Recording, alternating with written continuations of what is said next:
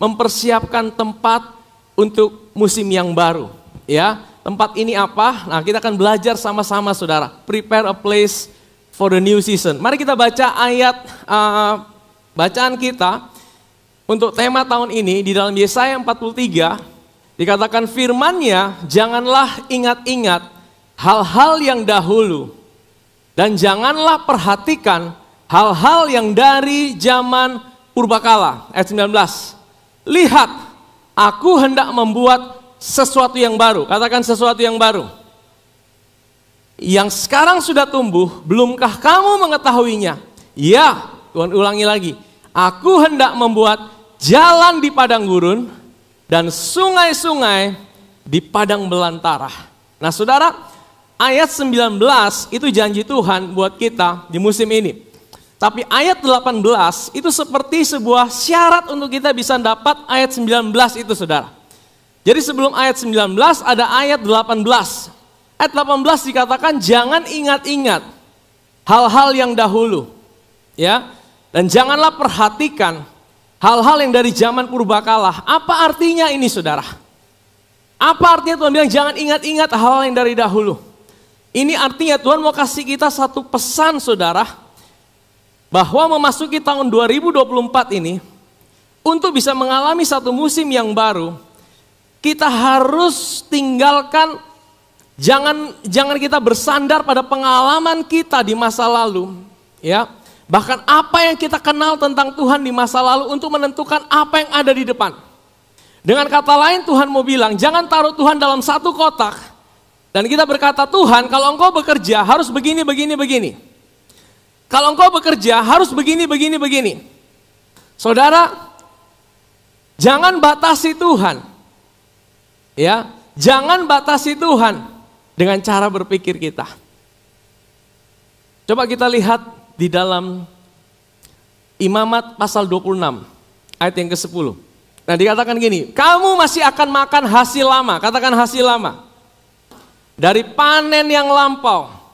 Dari hasil lama itu kamu akan keluarkan. Katakan keluarkan. Untuk menyimpan yang baru. Ya ini seperti Tuhan bilang gini, ya, di dalam satu hasil yang lama, dalam satu perjanjian yang lama, dalam satu cara yang lama, kamu masih bisa menikmatinya. Kamu masih bisa menikmati benefit dari itu. Kamu masih bisa menikmati ya seperti ada sebuah kenyamanan di situ. Tapi Tuhan bilang, untuk kamu ngalamin yang baru, sekalipun yang lama itu masih ada dan kamu nyaman di dalamnya, kamu harus keluarkan itu. Katakan keluarkan. Kamu harus keluarkan yang lama supaya kamu bisa menikmati yang baru. Amin saudara. Ya. Artinya gini saudara. Jangan andalkan apa yang ada di masa lalu kita. Di dalam yang pertama dalam pengenalan kita akan Kristus, akan Tuhan Yesus. Saudara tahu ada seorang tokoh dalam Alkitab namanya Maria. Maria ibu Yesus. Kalau saudara mau bilang orang paling kenal dengan Yesus siapa saudara? Ya pasti ibunya, betul tidak saudara? Pasti Maria yang paling kenal Yesus 100%, betul tidak saudara?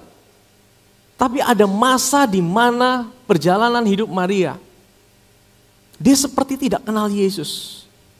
Dia seperti kehilangan Yesus. Dan kemudian dia temukan Yesus lagi dalam satu rupa yang berbeda. Nah Maria, dia pikir dia paling kenal Yesus. Tapi ada satu peristiwa, 3 peristiwa saudara dalam hidupnya. Yang pertama waktu Yesus itu umur 12 tahun. Saudara ingat kisahnya? Waktu mereka pergi ke Yerusalem, waktu hari raya. Kemudian di situ Yesus hilang saudara. Yesus hilang 3 hari, dicari tidak ada. Kalau saudara punya anak usia 12 tahun, hilang gimana saudara? Saudara panik tidak? Ditemukan Yesus di mana? Ada di bait Allah. Dia sedang berdiskusi dengan ahli Taurat. Saudara tahu Yesus bilang apa? Ngapain cari aku? Aku nih di rumah Bapakku. Saudara, seperti ada sesuatu yang berubah dari Yesus. Mereka seperti, loh, engkau tidak seperti ini biasanya. Ada sesuatu yang berubah. Yang kedua, waktu Maria ketemu Yesus, orang-orang bilang gini, Yesus orang gila tuh, dia sudah gila tuh. Waktu Yesus mau mulai pelayanan, dia sudah gila tuh, dia sudah gila. Orang tua yang anaknya dibilang gila pasti dia pikiran, betul? Pada waktu Yesus mulai pelayanan, akhirnya dia cari Yesus. Di mana Yesus? Di mana Yesus? Yesus pada waktu itu sedang ngajar dan penuh. Dia tidak bisa masuk dari luar. Dia kasih pesan sama orang. Bilang sama Yesus, mamanya cari dia.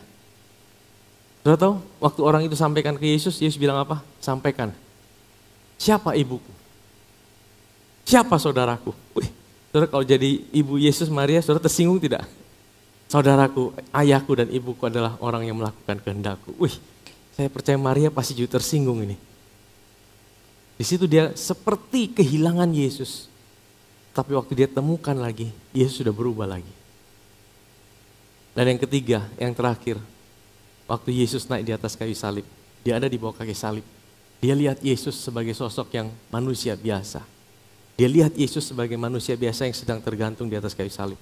Tapi 3 hari kemudian, dia berjumpa lagi dengan Yesus. Dia lihat Yesus sebagai sosok yang telah dimuliakan. Dia telah memiliki tubuh kemuliaan. Dia punya satu pengalaman yang baru lagi bersama dengan Tuhan. Saudara tahu, itu yang Tuhan mau dalam hidup kita. Ketika kita berjalan bersama Tuhan, jangan kita merasa bahwa kita sudah tahu semuanya. Jangan kita merasa bahwa sudahlah, pokoknya aku udah seperti ini. Aku udah seperti ini. Jangan merasa bahwa aku tidak mungkin bisa berubah. Nah, saya akan bagikan konteksnya dalam Imamat pasal 26. Kenapa Tuhan bilang, kamu masih bisa makan hasil yang lama. Sekalipun itu tuh kau harus keluarkan. Supaya apa? Supaya engkau akan menyimpan yang baru. Ya, ini konteksnya pada waktu Tuhan sedang bicara bahwa mereka sedang ada dalam perjanjian hukum Taurat. Orang Israel itu ada dalam perjanjian hukum Taurat yang dibuat di Gunung Sinai. Jadi isi perjanjiannya adalah kalau mereka memegang perjanjian itu dengan mereka taat dan setia 100% kepada Tuhan, maka bagian Tuhan adalah memberkati orang Israel. Jadi perjanjian hukum Taurat itu adalah perjanjian yang dibuat Tuhan dengan orang Israel diwakili Musa, yang menekankan pada performance manusia.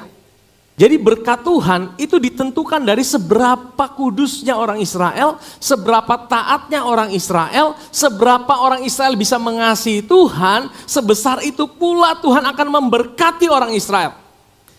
Nah, saudara, orang Israel hidup 1.500 tahun di bawah hukum itu. Dan mereka udah merasa nyaman dengan hukum itu, saudara. Mereka udah merasa nyaman bahwa mereka harus bikin ritual untuk dosa mereka dihapuskan. Mereka harus pergi ke bait Allah. Mereka harus potong domba. Mereka udah nyaman di situ. Makanya ketika Yesus datang, Yesus membawa satu perjanjian yang baru. Mereka langsung tolak itu, saudara. Mereka bilang ini sesat. Mana ada orang diberkati bukan karena kebaikannya. Mana ada Tuhan Allah yang mau jadi manusia dan menemukan manusia dan angkat manusia dan buat satu perjanjian yang baru. Perjanjian yang tidak berdasarkan kesetiaan dan ketaatan manusia, tapi perjanjian yang didasarkan pada kesetiaan dan ketaatan Tuhan bagi kita. Amin, saudara. Makanya bagi orang Israel, mereka susah untuk bisa ngalamin satu paradigma yang baru, perjanjian yang baru. Bahkan sampai hari ini, saudara, mereka masih punya paradigma. Mereka harus bangun bait Allah. Karena di bait Allah itulah mereka bisa bawa korban mereka. Hari ini, saudara, kalau sudah lihat situasi di Israel, mereka itu sedang berusaha. Dan saya percaya itu akan digenapi. Karena firman Tuhan yang bilang, ya, firman Tuhan yang bilang, bait Allah itu akan berdiri. Tapi setelah itu, kita tahu bahwa sudah sangat dekat kesudahannya. Karena itu sudah tertulis, saudara. Mereka masih buta, mereka masih pegang pemahaman yang lama. Sehingga ketika ada pemahaman yang baru, mereka tidak mau keluarkan pemahaman yang lama ini, supaya yang baru itu bisa masuk. Mereka mau pegang mereka punya yang lama. Ini pesan yang saya mau sampaikan pagi hari ini. Siapkan sebuah tempat untuk Tuhan bisa bekerja di dalam hidupmu. di musim yang baru ini. Jangan andalkan, jangan pegang erat-erat. Jangan taruh Tuhan dalam sebuah box. Bagaimana dia harus bekerja. Ya, hari ini saudara, kita dalam sebuah perjanjian yang baru, yang tidak didasarkan pada kebaikan kita. Tapi kita diberkati oleh karena kebaikan Tuhan. Kasih Tuhan buat kita tidak didasarkan pada kesetiaan kita, tapi didasarkan pada kesetiaan Yesus di atas kayu salib.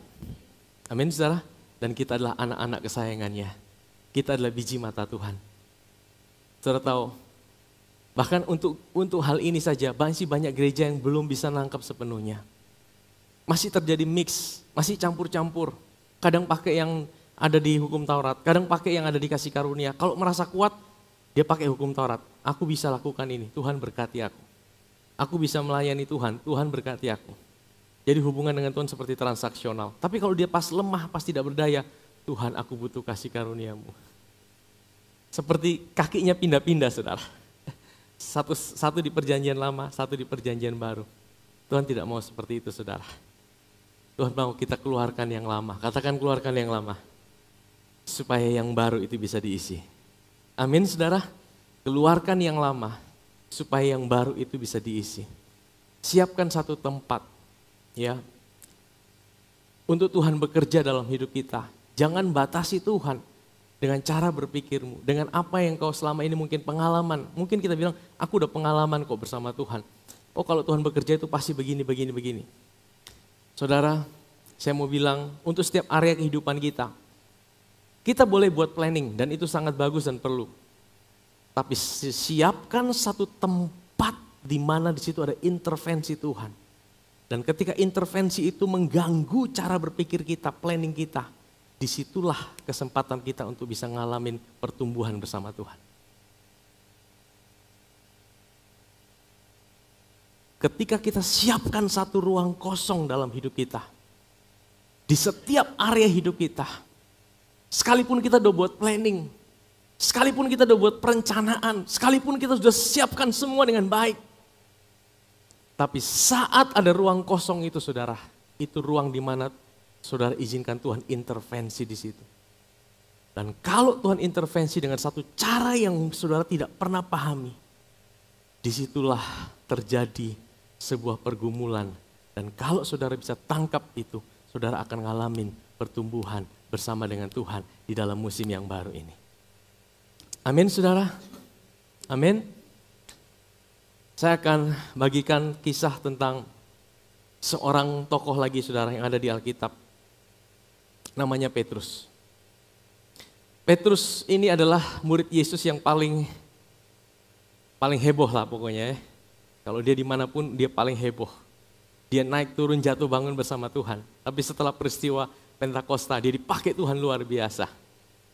Ya, mari kita buka Kisah Rasul pasal yang ke-11. Hari ini saya ingin membawa kita melihat melalui kisah-kisah yang kita dengar. Ketika Tuhan mau menyatakan sesuatu yang baru buat kita, di setiap area hidup kita, akan terjadi sebuah pertentangan, akan terjadi seperti ada sebuah peperangan saudara. Jangan lihat itu sebagai sesuatu yang akan menghancurkan hidup saudara. Tapi lihat itu sebagai satu hal yang akan membawa saudara dan saya ke dalam satu perjalanan yang buat kita bisa bertumbuh di dalam Dia. Amin. Saudara bisa tangkap ini ya. Nah, ini kisah daripada Rasul Petrus, saudara. Rasul-rasul dan saudara-saudara di Yudea mendengar bahwa bangsa-bangsa lain juga menerima firman Allah. Jadi saudara, sebelum ini anggapan mereka bahwa bangsa-bangsa lain itu tidak layak untuk diselamatkan. Mereka punya pemahaman, sekalipun mereka ini gereja, sekalipun mereka ini orang lahir baru. Mungkin kita bilang, masa sih pandangannya seperti itu? Iya, kita kan hidup di tahun berapa ini saudara? Kalau kita hidup ada di posisi mereka pada waktu itu, yang mereka punya pemahaman selama berabad-abad, bahwa mereka cuma satu-satunya mereka bangsa pilihan Tuhan, dan Tuhan hanya mau selamatkan mereka. Kita bisa mengerti ada sebuah pertentangan ketika terjadi sesuatu yang baru terjadi. Ya. Nah, next ayat yang kedua. Ketika Petrus tiba di Yerusalem, orang-orang dari golongan yang bersunat. Itu siapa? Orang Yahudi. Orang percaya, orang lahir baru, tapi orang Israel, orang Yahudi.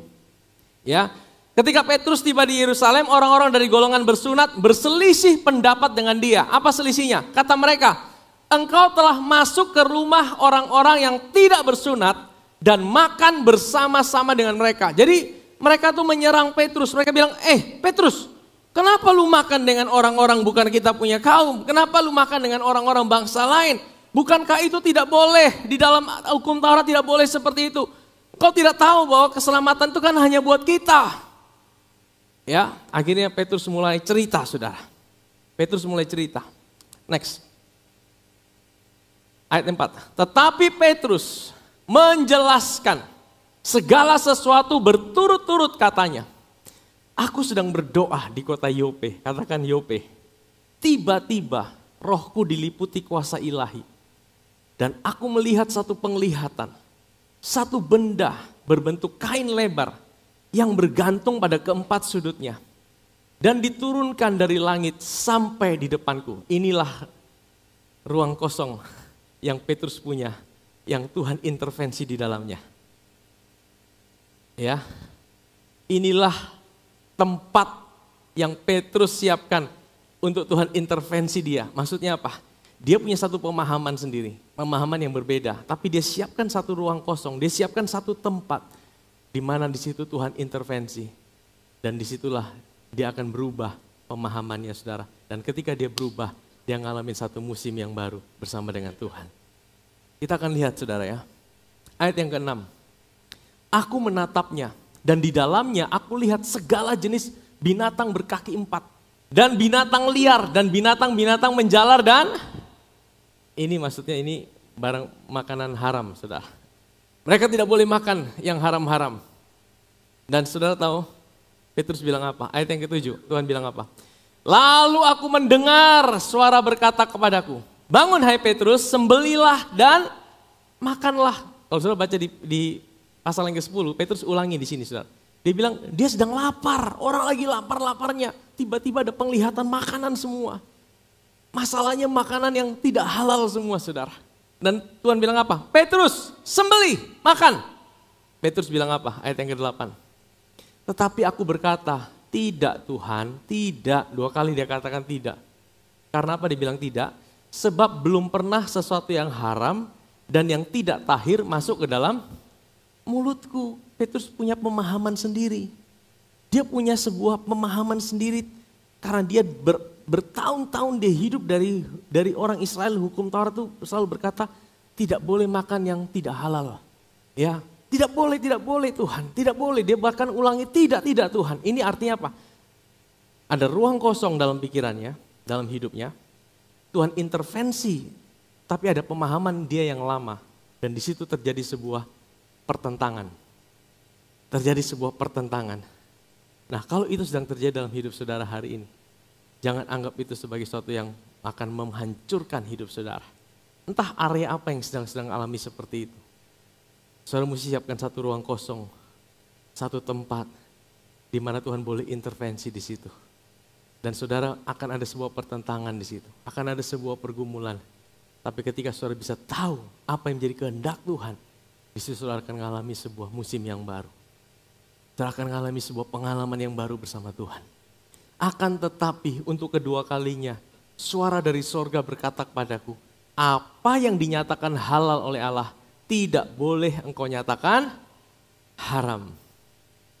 Sebenarnya Tuhan sedang tidak bicara tentang soal membunuh binatang. Tuhan tidak sedang bicara tentang makan dan minum. Tapi Tuhan sedang mematahkan satu tembok pemahaman yang ada di dalam hidupnya Paulus. Yang membuat dia tidak bisa ngalamin sesuatu yang baru bersama dengan Tuhan. Mungkin hari ini ada tembok dalam pikiranmu. Mungkin ada tembok dalam hidupmu. Tembok itu bisa bicara tentang apa yang kau lihat tentang dirimu. Engkau berkata, ya aku memang seperti ini. Aku tidak bisa berubah. Caraku memang seperti ini. Ya cara hidupku seperti ini. Dari dulu, sekarang, dan selama-lamanya seperti ini. Saudara, kalau kita selalu punya pemahaman, oh Tuhan itu kerjanya selalu seperti ini, tanpa kita buka satu ruang kosong dalam hidup kita. Untuk Tuhan intervensi. Dan ketika Tuhan intervensi itu saudara, Tuhan bisa ubah hidup saudara.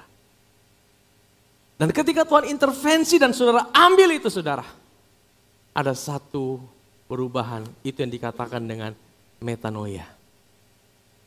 Metanoia, change of mind. Pikiran kita diubahkan oleh Tuhan. Cara berpikir kita, tembok yang ada selama ini bertahun-tahun ada dalam hidup kita. Akhirnya kita terbelenggu dengan kotak, dengan tembok itu. Kita selalu bisa melabel diri kita, aku memang seperti ini. Atau kita melabel orang lain, dia memang seperti itu. Dia tidak mungkin bisa berubah, dia tidak mungkin bisa diberkati Tuhan, dia tidak mungkin bisa mengalami pertolongan Tuhan. Atau kita mau lihat situasi kita, aku tidak mungkin bisa dipakai Tuhan, aku tidak mungkin bisa berjalan bersama Tuhan.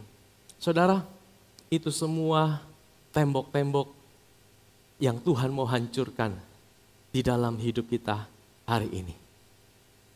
Saya berdoa sebelum kita pulang dari tempat ini, semua tembok-tembok yang ada, kita tidak bisa ngalamin sesuatu yang baru bersama Tuhan. Tuhan hancurkan hari ini. Tuhan keluarkan hari ini. Supaya engkau bisa nikmati yang baru. Amin saudara. Katakan bersama saya, yang lama dikeluarkan, supaya engkau bisa menyimpan yang baru. Amin saudara. Yang lama dikeluarkan, supaya engkau bisa menyimpan yang baru, yang daripada Tuhan. Amin saudara. Nah, Petrus, dia bilang tidak. Tidak, tapi Tuhan bilang apa? Next. Hal itu terjadi sampai 3 kali. Lalu semuanya ditarik kembali ke langit. Tiba-tiba hilang, saudara. Petrus bertanya-tanya, apa yang terjadi? Next, ayat yang ke-11. Dan seketika itu juga 3 orang berdiri depan rumah, di mana kami menumpang. Mereka diutus kepadaku dari Kaisarea. Next, dan lalu kata Roh kepadaku, pergi bersama dengan mereka dengan tidak bimbang. Dan ke-6 saudara ini menyertai aku. Kami masuk dalam rumah orang itu, namanya Cornelius. Dan ia menceritakan kepada kami bagaimana ia melihat seorang malaikat berdiri di dalam rumahnya. Dan berkata kepadanya, suruh orang ke Yope untuk menjemput Simon yang disebut Petrus. Saudara, kenapa Simon bisa ada di Yope? Kenapa Simon bisa ada di Yope? Seperti ada sebuah pengaturan ilahi, saudara. Saudara tahu, waktu itu Simon, Petrus, dia buat KKR. Dan dia tinggal di Lida. Ya, coba kita mundur sedikit ke Kisah Rasul pasal 9. Kita akan lihat kenapa dia ada di Yope. Di Yope ada seorang murid perempuan bernama Tabita. Katakan Tabita. Dalam bahasa Yunani Dorcas. Ada yang nama Dorcas tempat ini? Ada yang namanya Tabita? Nah ini saudara. Perempuan itu banyak sekali berbuat baik dan memberi sedekah. Ya. Jadi dia ini adalah jemaat Tuhan yang ada di Yope. Apa yang dia lakukan saudara? Next. Tetapi pada waktu itu ia sakit lalu meninggal. Jadi saudara, dia sakit meninggal. Dan setelah dimandikan, mayatnya dibaringkan di ruang atas. Lida dekat dengan Yope. Kenapa? Ketika murid-murid mendengar bahwa Petrus itu ada di Lida, dia buat KKR dan dia tinggal di Lida. Nah Lida ini dekat sama Yope. Saya pernah ke Yope itu kota pelabuhan saudara, Java, ya Yope. Yavo itu sama saudara, itu kota pelabuhan. Dan mereka menyuruh 2 orang kepadanya dengan permintaan segera datang kemari ke tempat kami. Maksudnya apa? Petrus datang bikin ibadah penghiburan dong. Ini ketemu jemaat meninggal nih. Saudara kalau ada di tempat ini yang meninggal, ya kalau saudara berjemaat di tempat ini, kita gereja akan melayani sampai penguburan saudara. Dan mulai malam penghiburan, kemudian mulai sampai penguburan. Jadi pada waktu itu mereka minta Petrus untuk, Petrus mari datang kasih hibur ke tong dulu. Bikin ibadah penghiburan di sini. Maka berkemaslah Petrus dan berangkat bersama-sama dengan mereka. Setelah sampai di sana, ia dibawa ke ruang atas. Dan semua janda datang berdiri dekatnya sambil menangis. Mereka menunjukkan kepadanya semua baju dan pakaian yang dibuat Dorcas waktu ia hidup. Ternyata Dorcas ini punya satu pelayanan. Dia ahli menjahit, saudara. Dan waktu dia buat pakaian, dia bagi-bagi ya untuk jemaat Tuhan yang tidak mampu. Saudara,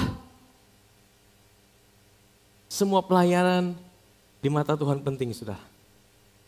Kalau hari ini kau dipercayakan pelayanan, mungkin bagimu, ini simple, sepele. Jangan anggap pelayanan itu sesuatu yang tidak berarti. Kalau Tuhan kasih engkau satu pelayanan, Tuhan panggil engkau melayani, itu adalah kepercayaan yang Tuhan kasih buat hidup saudara. Ya, Dorcas ini pelayan apa? Dia bikin baju, dia bagi-bagi. Mungkin saudara apa? Saudara Asyir. Jangan pikir itu pelayanan yang biasa-biasa. Ya, atau apa? Saudara pelayanan apa? Happy Kids atau apa? Saudara pakai talenta saudara. Semua pelayanan di mata Tuhan itu sangat berarti, saudara. Amin, saudara. Tetapi Petrus menyuruh mereka semua apa? Lalu ia berlutut dan berdoa. Kemudian ia berpaling ke mayat itu dan berkata, Tabita, bangkitlah. Lalu Tabita membuka matanya dan ketika melihat Petrus ia bangun lalu. Ini kisahnya mirip kisah apa, saudara? Bukan Lazarus, Yairus. Anak Yairus yang dikhotbahkan Pastor Victor. 12 tahun anaknya mati. Waktu Yesus dalam perjalanan, dia ketemu perempuan pendarahan. Seperti semuanya terlambat, tapi bagi Tuhan tidak ada yang terlambat. Dan kemudian singkat cerita, Yesus naik ke ruang atas. Dan di ruang atas itu dia suruh semua orang pergi. Karena apa? Semua orang itu bahasanya bahasa tidak percaya. Kadang-kadang kita mesti tutup mulut untuk semua yang membuat iman kita jadi lemah. Kadang-kadang kita mesti tutup mata kita, tutup telinga kita. Untuk setiap suara-suara yang buat kita jadi lemah, saudara. Amin, saudara. Yesus lakukan yang sama. Dia usir itu semua orang banyak. Dia hanya naik dengan murid-murid yang paling terdekat. Petrus juga lakukan yang sama. Dia usir semua orang itu. Pergi keluar. Dan kemudian apa? Dia berdoa. Dengan doa yang mirip dengan Tuhan Yesus. Kalau Tuhan Yesus bilang, Talitha kum. Ini adalah Tabita, bangkitlah. Sepertinya mirip, saudara. Tapi saya percaya dia mendapatkan sebuah inspirasi dari Tuhannya. Roh yang ada di Yesus itu juga roh yang ada pada dirinya. Amin, saudara. Kalau hari ini Tuhan juga ada buat hidup saudara, tidak ada yang mustahil. Ada kuasa kebangkitan yang sedang bekerja di dalam hidup saudara dan saya. Amin, saudara. Next, terus. Petrus memegang tangannya dan membantu dia berdiri, kemudian ia memanggil orang-orang kudus beserta janda-janda, lalu menunjukkan pada mereka bahwa perempuan itu hidup. Peristiwa itu tersiar di seluruh Yope. Dan banyak orang menjadi percaya kepada Tuhan. Next. Kemudian daripada itu Petrus tinggal beberapa hari di Yope di rumah seorang bernama Simon, seorang penyamak kulit. Ya. Kemudian masuk pasal 10. Ya. Nah, waktu dia tinggal di Yope itulah, saudara. Di situ Cornelius didatangi oleh malaikat Tuhan dan tempat tinggal ya Cornelius dengan Yope itu dekat. Makanya itu seperti diatur sama Tuhan. Tuhan mau intervensi sesuatu dalam hidup Petrus untuk menyatakan sesuatu yang baru. Apa itu? Hei Petrus, aku ini datang bukan hanya untuk menyelamatkan orang Israel, tapi aku juga mengasihi bangsa-bangsa lain seperti aku mengasihi kalian. Mereka juga adalah biji mataku, mereka juga adalah kesayanganku. Petrus bilang, tidak Tuhan, tidak Tuhan. Dia tidak bisa terima, tapi Tuhan intervensi. Dan pada akhirnya dia mau percaya dan dia terima. Buktinya apa? Dia pergi ke rumah Cornelius, saudara. Dan singkat cerita kita kembali Kisah Rasul pasal 11. Ia menyampaikan suatu berita pada kamu yang mendatangkan keselamatan bagimu dan bagi seluruh isi rumahmu. Dan ketika aku mulai bicara, turunlah Roh Kudus atas mereka. Saudara baca di Kisah Rasul 10 itu, saudara. Waktu Petrus beritakan tentang pengampunan dosa dari karya Yesus, Roh Kudus itu langsung menjamah hati orang-orang Cornelius. Mereka langsung berbahasa roh, saudara. Sama seperti dahulu ke atas kita. Jadi mereka mulai berbahasa roh, mereka mulai dibaptis. Singkat cerita Petrus bilang, kalau mereka dibaptis sama Roh Kudus, Bagaimana kita bisa halangi mereka untuk terima keselamatan? Siapa kita? Di situ ada sebuah perubahan paradigma yang terjadi atas hidup Petrus, saudara. Apa yang selama ini dia percaya, dia pertahankan. Tapi karena dia siapkan satu ruang kosong dalam hidupnya untuk Tuhan intervensi. Dan waktu Tuhan intervensi, dia mau terima dan dia mau taat, dia mau percaya. Di situ dia ngalamin satu musim yang baru, satu hal yang baru buat dirinya, yang hari ini juga menjadi berkat buat gereja. Amin, saudara. Satu peristiwa yang terjadi. Saya mau tutup dengan kota Yope. Saudara tahu, Yope itu tidak banyak disebut di dalam firman Tuhan. Saudara tahu siapa yang pernah pergi ke kota Yope selain Simon Petrus? Demikianlah firman Tuhan kepada Yunus bin Amitai, demikian. Bangunlah, pergilah ke Niniwe, kota yang besar itu. Berserulah terhadap mereka karena kejahatannya telah sampai kepadaku. Dengan maksud apa? Tuhan mau bilang gini, Yunus, lu pergi kasih tahu Niniwe. Supaya apa? Supaya mereka bertobat, supaya mereka juga terima keselamatan. Tapi Yunus bilang apa? Ayat yang kedua, ayat ketiga. Tapi Yunus bersiap untuk melarikan diri ke Tarsis. Jauh dari hadapan Tuhan. Ia pergi kemana? Yafo. Yafo itu mana? Yope. Ia pergi ke Yope dan mendapat di sana sebuah kapal yang akan berangkat ke Tarsis. Ia membayar biaya perjalanannya, lalu naik kapal itu untuk berlayar bersama-sama mereka ke Tarsis, jauh dari hadapan Tuhan. Sehingga cerita dia dimakan ikan, sudah. Saudara tahu, kenapa dia lari dari hadapan Tuhan? Kenapa dia tidak mau dengar suara Tuhan? Kenapa? Karena ada satu pertentangan di dalam hidupnya. Apa yang dia percaya selama ini? Keselamatan hanya untuk Israel. Tuhan, kenapa Niniwe mau diselamatkan? Mereka jahat, biar mati-mati situ Tuhan. Dia tidak menyiapkan satu ruang kosong dalam pikiran Tuhan intervensi. Apa yang dia pegang selama ini? Dia bilang kalau tidak seperti ini saya tidak bisa terima. Bahkan Tuhan sendiri yang ngomong, dia tidak bisa terima. Dia tetap pada pendiriannya, makanya ketika terjadi pergumulan, pilihannya cuma dua. Kita berserah sama Tuhan, atau kita lari dari Tuhan. Petrus waktu di Yope, dia ngalamin intervensi Tuhan. Tapi waktu dia ngalamin intervensi Tuhan, dia percaya dan dia terima. Dia siapkan satu ruang kosong buat Tuhan. Sedangkan di Yope, Yunus, dia lari daripada Tuhan. Karena apa?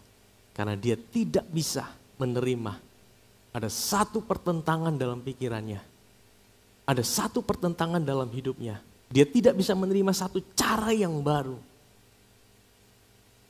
Satu cara yang baru yang dia tidak bisa mengerti dengan otaknya. Akhirnya apa? Dia lari dari Tuhan. Yope bagi kita hari ini mungkin satu situasi. Di mana hari ini engkau dalam sebuah persimpangan. Apakah engkau mau mengalami intervensi Tuhan? Atau engkau sedang mengalami sesuatu yang engkau tidak mengerti. Dan ketika engkau tidak mengerti, engkau bilang, aku tidak mau percaya. Akhirnya engkau lari daripada Tuhan. Engkau lari daripada apa yang Tuhan panggil dalam hidupmu. Engkau lari daripada apa yang Tuhan percayakan dalam hidupmu. Kita sebagai anak-anak Tuhan, kadang-kadang kita bisa lari, saudara. Tapi Tuhan kita adalah Tuhan tidak pernah melepaskan kita. Amin, saudara. Kalau dia punya rancangan dalam hidup saudara, kalau dia punya panggilan dalam hidup saudara, dia akan intervensi dalam hidup saudara. Dia akan masuk dalam hidup saudara. Maka kita mesti minta Tuhan, intervensi hidupku Tuhan.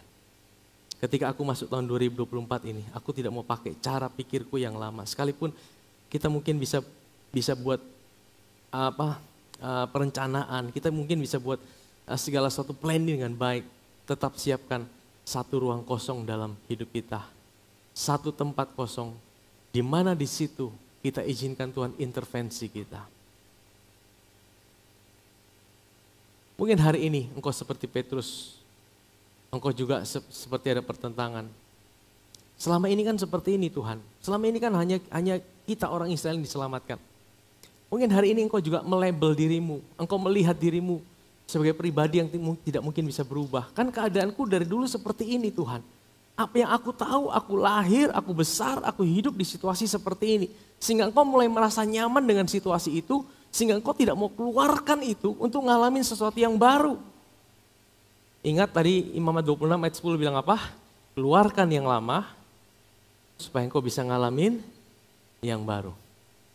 Saya teringat ada satu orang dalam firman Tuhan. Ada seorang yang lumpuh 38 tahun, saudara. Dia sudah nyaman dalam situasinya. Makanya ketika Yesus datang, Yesus tidak bilang sembuh, tidak saudara. Yesus tanya, maukah engkau sembuh? Karena apa? Karena dia sudah begitu nyaman dalam situasinya dan dia seperti tidak bilang, aku tidak butuh sembuh kok. Aku udah nyaman dalam situasi ini. Ada sebuah tembok dalam pikirannya yang menghalangi Tuhan untuk bekerja dalam hidupnya. Yang menghalangi Tuhan untuk bisa lakukan sesuatu dalam kehidupan saudara hari ini. Makanya Tuhan tanya, maukah engkau sembuh? Di situ Tuhan sedang hancurkan tembok itu. Tuhan sedang hancurkan penghalang itu. Tuhan sedang hancurkan setiap mental yang berkata, aku memang seperti ini. Aku tidak bisa berubah. Memang caraku seperti ini. Bagaimana engkau melihat dirimu? Engkau melihat keadaanmu? Engkau melihat situasimu? Izinkan ada satu tempat untuk Tuhan intervensi dalam hidup kita. Amin saudara. Memang waktu ada sebuah pertentangan, ada sebuah intervensi itu tidak enak saudara. Tidak enak saudara. Waktu engkau sedang punya satu pegangan dan engkau berkata, aku harus seperti ini. Tapi kemudian engkau merasa ada intervensi dari Tuhan yang berkata, tidak, engkau tidak seperti ini. Itu terjadi sebuah pertentangan dan pertentangan itu sudah tidak enak. Tapi kalau saudara bisa berjalan di dalamnya, saudara akan ngalamin pengalaman yang lebih lagi bersama dengan Tuhan. Saya berdoa tahun ini saudara, setiap kita akan mengalami pengalaman bersama Tuhan lebih lagi. Amin saudara. Setiap tembok-tembok dihancurkan. Setiap penghalang-penghalang yang buat kita tidak bisa mengalami Tuhan dalam hidup ini dihancurkan. Amin saudara. Tuhan mencintai hidup saudara. Dia mau kita ada dalam satu musim yang baru dalam hidup ini. Dia mau kita alami dia lebih lagi di dalam hidup ini. Amin saudara.